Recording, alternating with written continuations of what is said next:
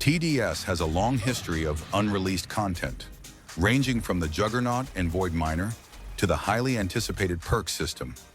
While most of these features were planned for the hardcore update, they were ultimately scrapped. Yet among these forgotten concepts, the Voidcaster remains one of the most peculiar and memorable parts of the hardcore beta. Today, we'll dive into the history of the Voidcaster and explore how she could finally make her appearance in the hardcore rework. The Voidcaster first appeared as a narrator for the hardcore testing beta. Though she was technically a narrator, she never made it into the full game. The Voidcaster never really had a lot of dialogue, and we don't have too much information on her other than videos and from the wiki.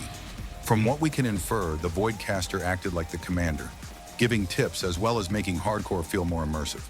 This raises questions, such as why they cut her, why she never returned, and whether she will ever come back. Some of these questions are easier than others, but from my perspective, the Voidcaster was more likely there for immersion.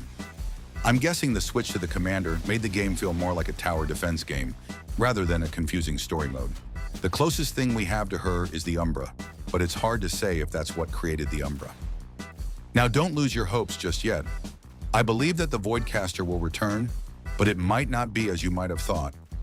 The Voidcaster will most likely return in the hardcore rework, working like a side character, kinda like the commander with the narrator in the Null and Void event.